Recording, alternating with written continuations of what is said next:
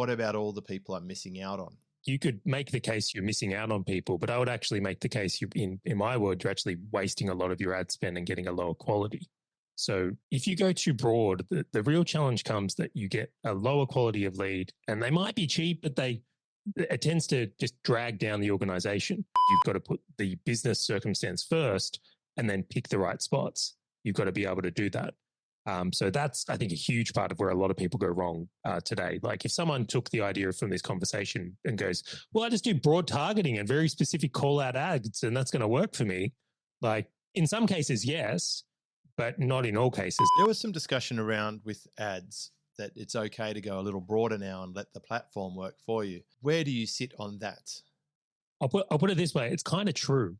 Right? And it's like, it's dangerous that it's kind of true. James Schramko here. Welcome back to my podcast. This is episode 1058. They're racking up. Brought along my longtime friend, guest, partner, Charley Valher, ValherMedia.com. Welcome back. Thanks for having me on again, James. I'm excited for this conversation. I know we do a slightly different thing with this podcast. There's lots of podcasts out there who get all the famous people, book authors, everything else, right? And it's a buffet of differentiation. And I will bring in other guests occasionally, I promise. And I'll do some solo episodes. But the backstory as to why you're on this show so many times is two main reasons. One is if you wound the clock back maybe a decade, I had about 4 podcasts. So I had one with Joel Osborne called Kicking Back. I had one with Ezra Firestone called Think Act Get. I had one with Tim Reed called Freedom Ocean, which was the first one. And I had my own one at the time. It was called Internet Marketing Speed. And I had one with Taki called Sales Marketing Profit. Okay, that's 5. So I had 5 podcasts, and obviously that's 5 websites. It's 5 different ways of editing. And then I was having a little bit of trouble sometimes organizing times with the various things. I was trying to do 1 episode a week with each partner, but it just didn't pan out. I mean, Taki went on a lot of travel. Ezra had things happening in the e-commerce space. Tim was busy too with his Small Business Big Marketing, which is a great show. So I got to this point where I thought it's probably just easier if I have my guests on my show and just have them back over and over again. And I reckon I'm one of the earlier shows who has got repeat guests, kind of like a radio station where they have regular guests of the show. And the second reason is, I partnered with your business to help you grow it and bring you to my audience because I really, really, I dig what you do. I believe in what you do. I love the quality of it. I like the innovation of it, the growth. I've seen you do amazing things, not just because I get an insider view. Of course, that's a privileged view. But even as an outsider, I'm actually subscribed to some of your clients' newsletters, Charley, and I receive those. So I see that, and I'm actually, some of your clients' end users are my clients. So I get to see this from so many dimensions. It's brilliant. I love it, and I believe in it. And what I love the most is you just have no signs of slowing. And what I wanted to do today is say, Charley, it's the start of a new year. At the time of recording this episode, it's the beginning of 2024. There's been, last year, I'm actually exhausted thinking about last year on behalf of the people I've worked with, not so much me. I actually worked the least I've ever worked in a year last year, which was great from a personal achievement. I'm still making the work less, make more formula work. But for a lot of people, it was a demanding year. There was the rise of AI. There was the chokehold of interest rates, taking all that family grocery money and making you pay the bank instead. There was carnage with, we're still in the midst of a political campaign in some markets. There's threats of war, all sorts of stuff. It could be exhausting. And then I think there was a big shift in business models. We had Hormozy came in and just basically everyone started giving everything away for free.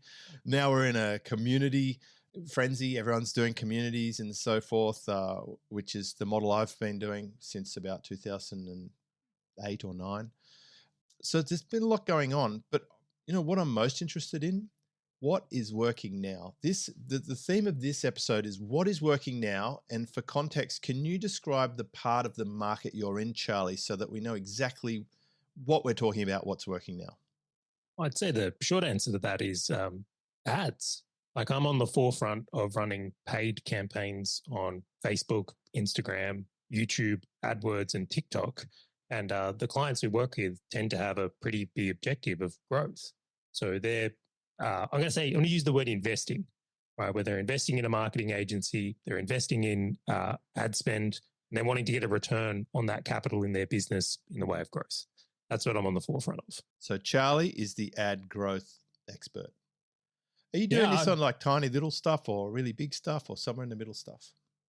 I literally had this conversation with my team the other day because I've almost gotten to the point where it's like I'm desensitized to the numbers we do now. When I first started in this to be, pushing through multiple 7 figures a month in ads, right? That's just our spend was like the dream, was like the idea of like, wow, like if you're spending that much, it's like crazy the amount of conversions and things you'll be able to do or the testing you could do. Where I'm almost like at this point now where it's to answer that question, we're doing like multiple 7 figures of ad spend per month. Like I'm just in there and loving it. It's a really, really fun thing to do. So that's the sizing of what we get up to. That's fairly significant. What would be on the lower end of the type of person who might be getting your services? Yeah, great question. So I would say some of the smaller accounts, although I have to put a preface around this because I've got an interesting one and it might even be a great lead into this episode itself, because sometimes it's not about spending more. It's about spending really selectively. And I actually had a heap of fun doing the prep for this episode, James, because I went through every one of our client accounts and picked out the winning campaigns and went through them and then made a comparison to what's working really well, which we could bring to this episode today. But to answer this one specifically, one of the points I really want to cover that's working extremely well right now, and I hope people can appreciate my pronunciation of that, that's a hint, a big hint, is the idea of actually sub-niching campaigns.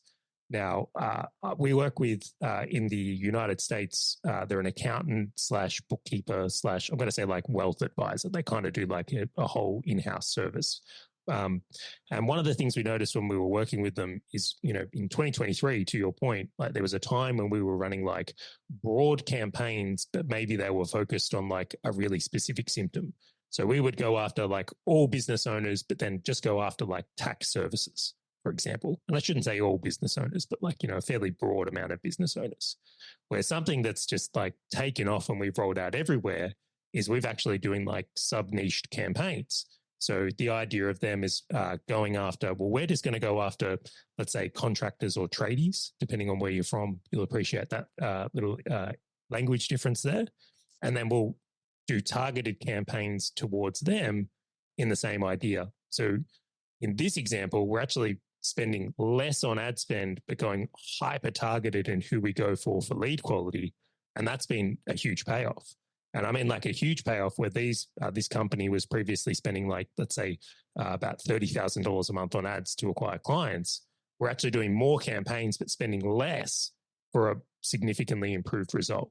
So to answer that question more specifically, most of the clients we work with are spending, let's say, more than $10,000 a month on ads. That would be like the bare minimum in ways, but then some are spending astronomical amounts as well. Like we do some pretty big ones where it's like hundreds of thousands of dollars a month. I want to put on my skeptic's hat and talk about something that's probably an issue in the industry.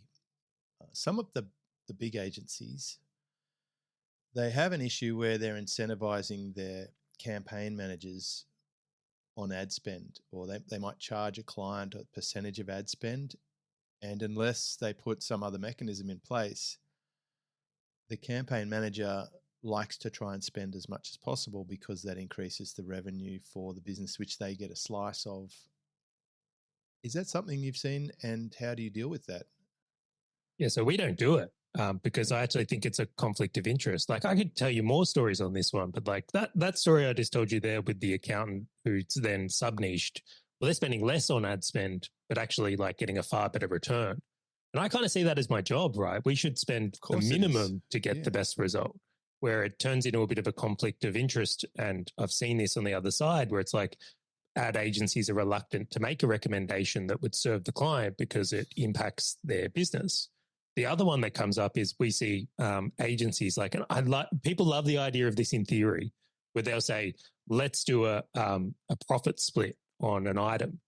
And, that's all good as long as you can sell unlimited amounts of the item, right? What happens if it's a service business that has capacity issues, or an e-commerce business that has, can't stock or do things? So it's like a lot of these things why I get the well-intending meeting, and it's like, well, if you're able to spend more, we're probably doing more, or if we're able to profit split, we've got to get you the sale. But it's the well-meaning things we get into that have unintended consequences, which can often cause like rifts and just like, I think, bad setup for client agency relationships. Where I feel very strongly about this is you've got to be able to be or act within your client's best interest at all times. Otherwise, it's like it's a recipe for disaster on all fronts. Like no one wins out of that. Yeah, well, I've seen where the agency owner might be well intentioned, but the account manager gets greedy and blows up the customer's account. They keep spending more and more to get past the point of diminishing return, and then the client leaves upset, and so basically they blow the whole account. But it was wrong because the mechanism for that account manager to get paid was directly tied to ad spend percentage. I'm so happy to hear that you have considered that. And it's pretty clear where your values sit. And it's exactly the same for me. I remember I would always tell a client if the decision they're about to make might not be in their best interests, because I know it's going to come back someday. Like, how are they going to be in a position to do business with me in a couple of years from now if they're unhappy about the decision they make now? So I'd be the custodian. I think that's a J. Abraham term. But you have a duty of care of the client, and it sounds like your mechanism is set up in a way that actually takes that into account. So let's just recap. You're dealing with clients who are spending anywhere from maybe $10,000 a month upwards. Your agency itself is handling multiple millions of dollars of ad spend across different platforms. You used to have a video podcast focus. Is that still there? And did that lend itself to the platforms that you're running ads on? Are most of the ads you're running video format, or are you doing text-based or display ads as well? Great question, James. In summary, it's like every client we were doing podcasting for, ultimately they're doing a marketing service and they want an outcome. And in general, that was to get clients. One of the challenges with doing a podcast or even some of the organic stuff is it can take a long time to get traction. And I would make the case if someone was going to do a podcast today and they were just going to do the organic stuff, like it's likely going to take more than 12 months to build a reasonable following. So we saw a real need and itch to kind of speed that up, which opened the door to paid traffic, which I was already very skilled in from a previous business that I had and sold. So the decision was made to go into ads, and like the opportunity of ads just got bigger and bigger. And we started to notice that we could be more effective with the ads than the podcasting. So we went through a series of like what I'll call retooling. Now, a very handy advantage for me in this is I had a lot of video editors. So you had a virtual assistant partnership at some point too. Like, is there any skill you don't have? I'm terrible at a lot of things, but in my world of things I've done, I think I've got all right. You've got a good advantage, right? This is your rare combination. You're good with people and systems, and you're good with paid traffic, and you have an affinity for media, like the video and the audio. So those things are really valuable in the online space, as it turns out. So you're in a great situation. I do feel very lucky. I'm not going to lie. It feels like my natural tendencies ended up being a good conglomeration of skills, right? It wouldn't be such an advantage if I was like, let's say world strongman and good at systems. It's like, maybe I win a little bit in that world, but it's not as conducive.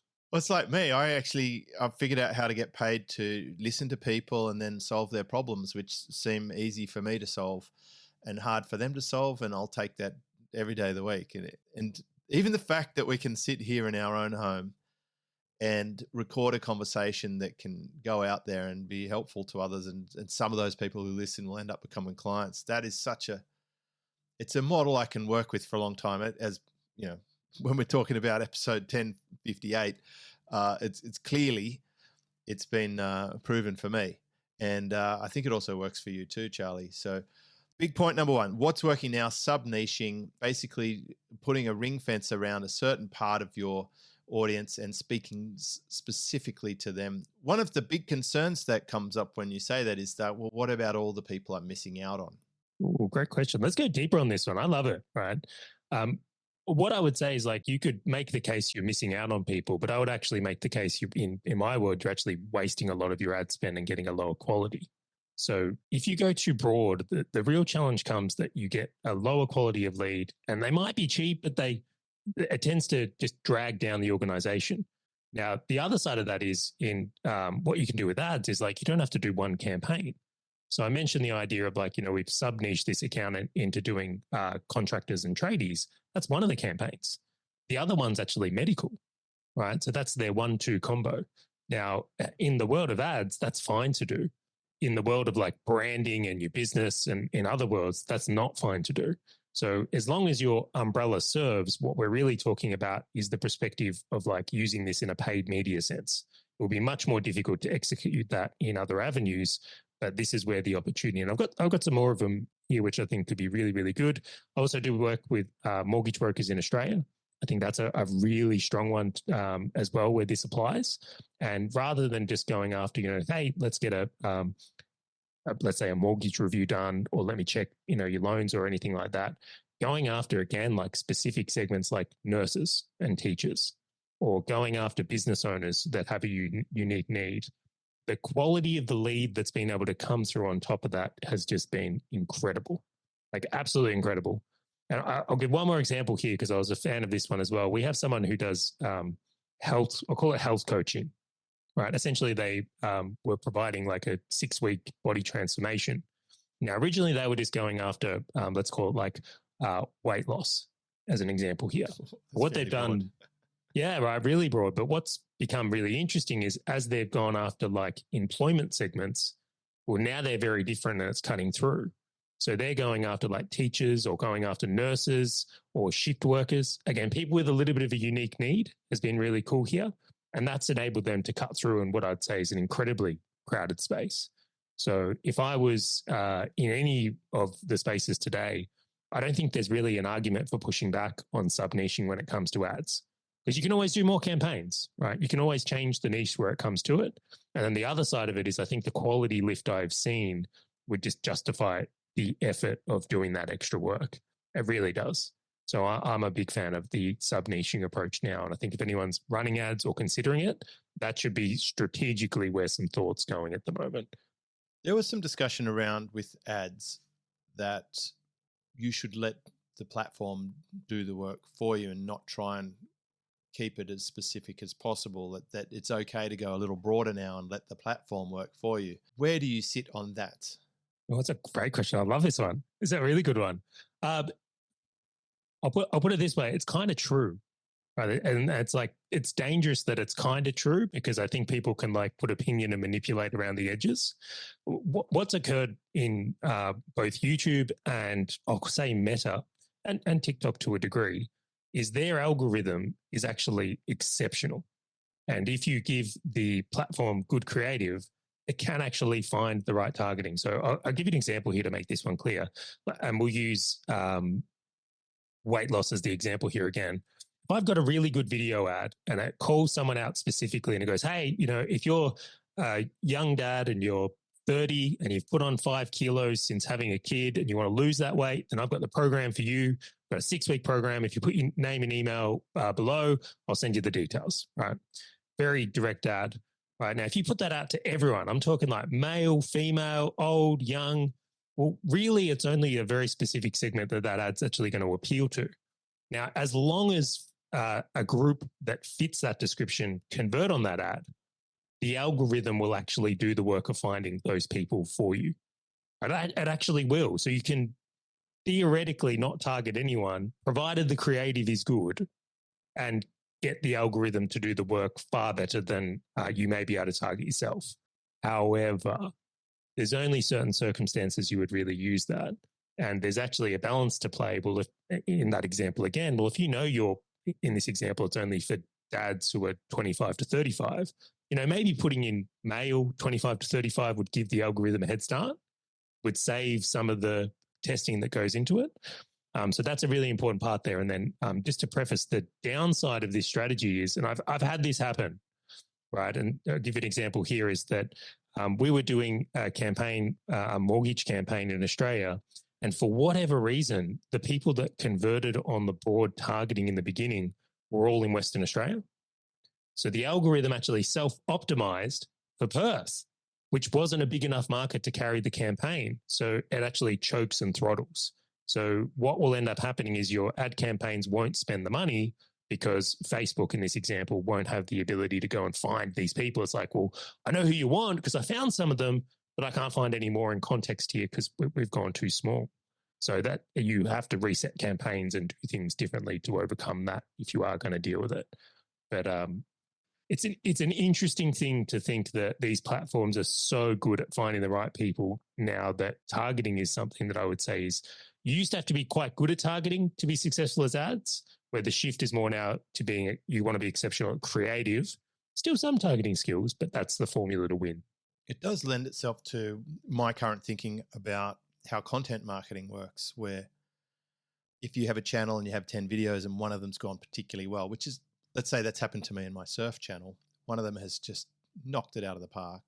The platform is saying to me, please make another video just like this because we know these people like it and we're going to promote it for you. Not only to those people, but we'll give it a better run, right? Completely.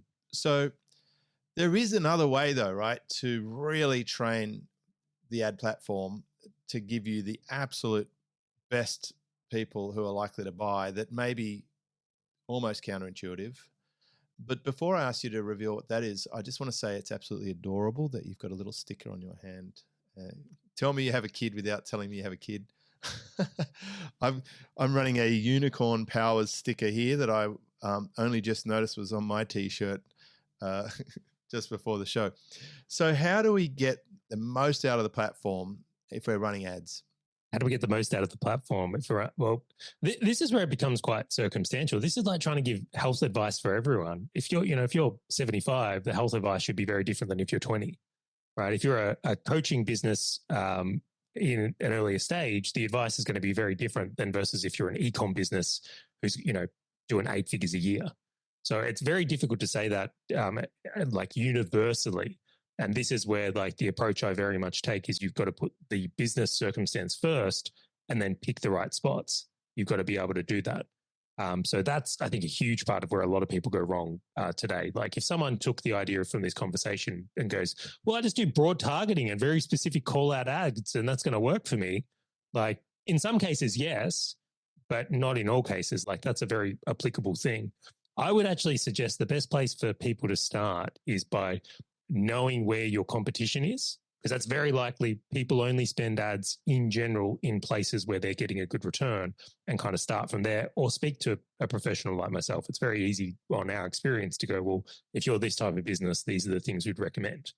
And I'm constantly innovating and playing with these things to your point. Like even what I suggested right now, like this sub-niching strategy I was talking about, like that's new. Like we weren't doing that 12 months ago because the broader style campaigns were working more a degree, but as more players come in and copy our stuff, which is inevitably something that happens if you're in this game, is people will copy your things, right? Once too many people have copied your stuff, you've got to be ready to innovate to the next thing and you've got to be on the forefront. So like my sub-niching idea, I'm hoping I get a year out of, but over time we'll find out. Might be more, might be less. The really good bonus about that is you can sub-niche but still have multiple sub-niches to add up to being broad, but you're just putting it in its own lane.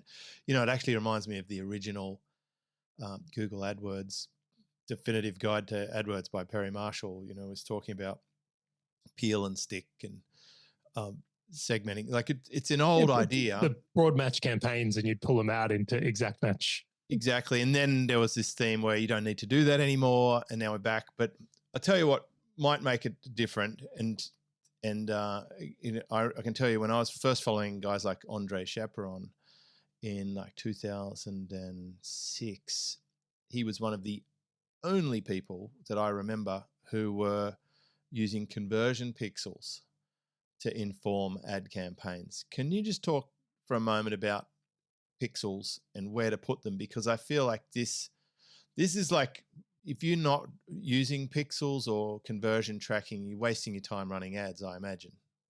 Yeah, it's you just wouldn't do it. Yeah.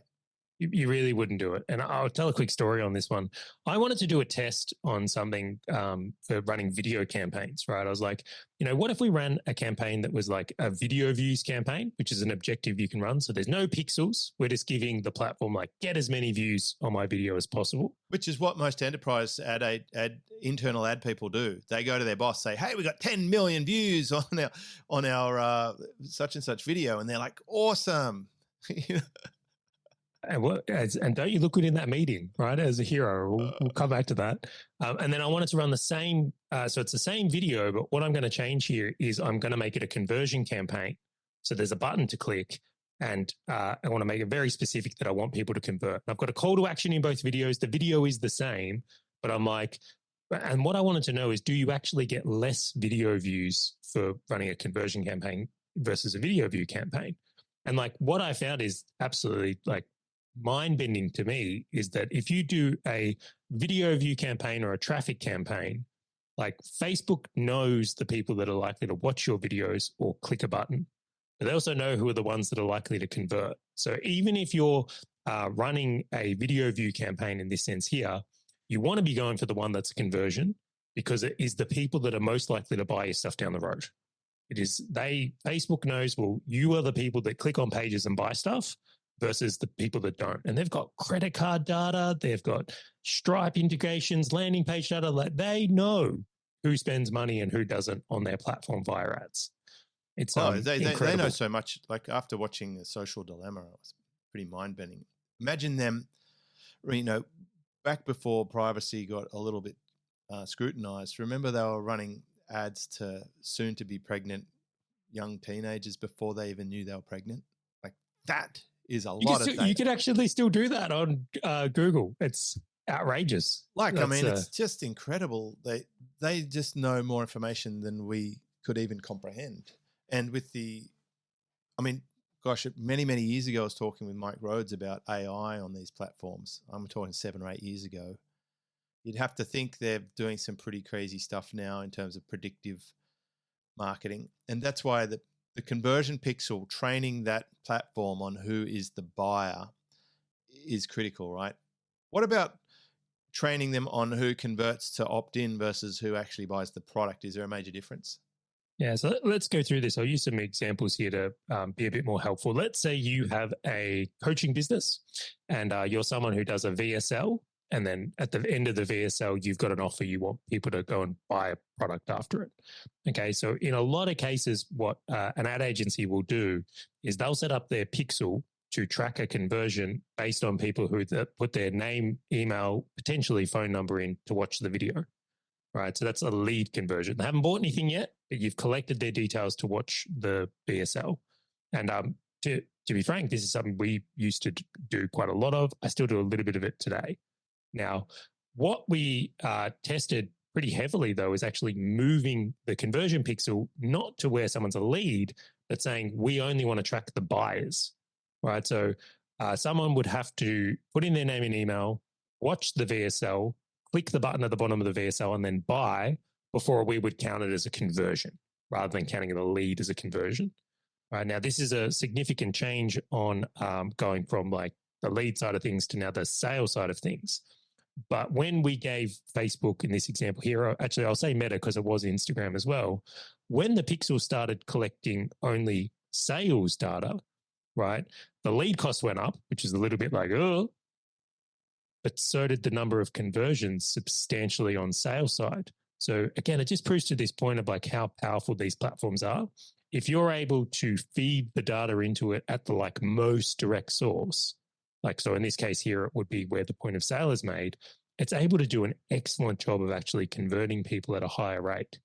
I would suggest that for people that are running, let's say VSLs or like live event ads or things like that as well, or maybe webinar would be more effective here because it's a book giveaway. Evergreen. I'm thinking book giveaway, great example. Like, this has specifically happened to me. It's easy for the guy running your ads to the book to say, oh, look how many people have got your book.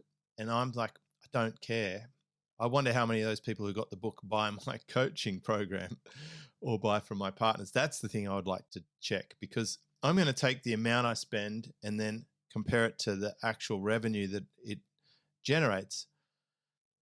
it's not meaningful to me if I have people getting the book that aren't going to buy at some point. It's not as useful for me. I'd rather spend more for less leads. And I remember seeing a case study from Mindvalley where they were saying that they changed their opt-in page to get less opt-ins, but it ended up in more orders. So they clearly have to have been tracking the sales.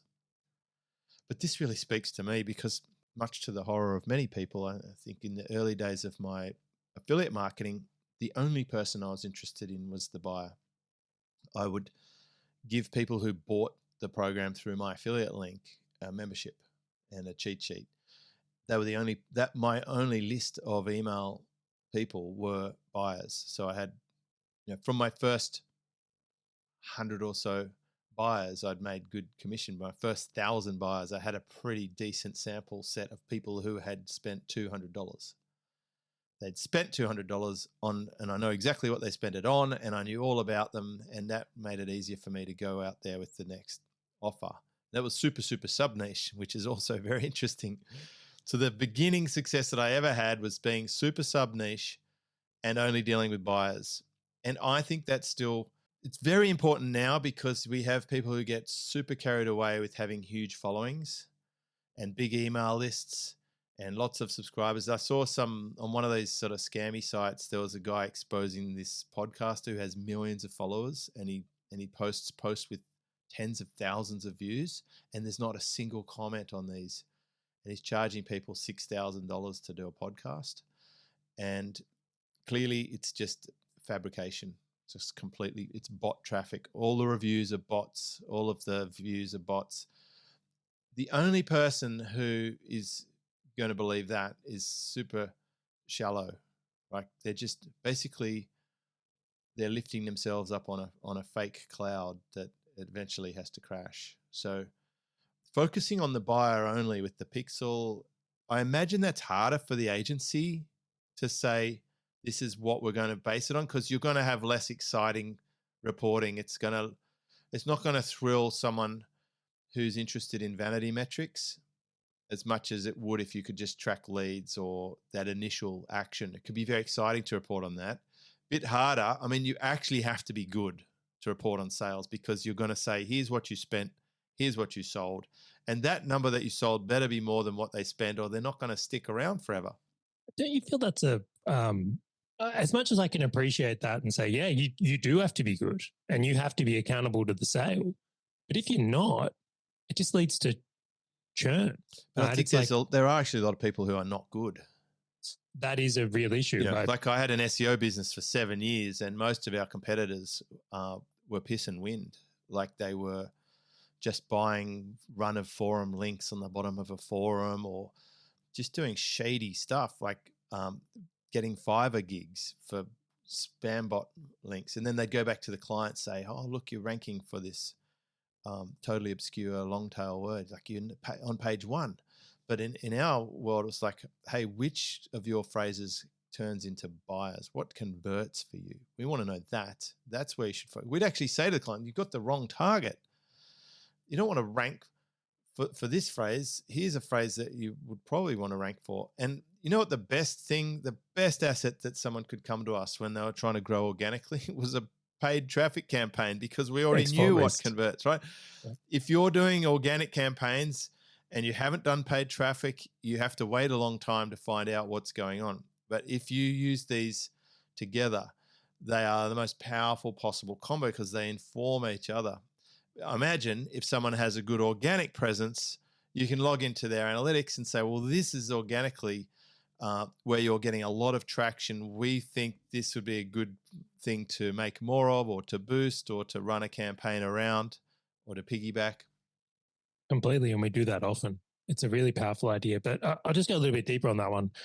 We employ 4 full-time developers. Like I have 4 developers on staff, and originally the idea of hiring a developer was like, what? We're an ad agency. We don't need a developer. What are you talking about?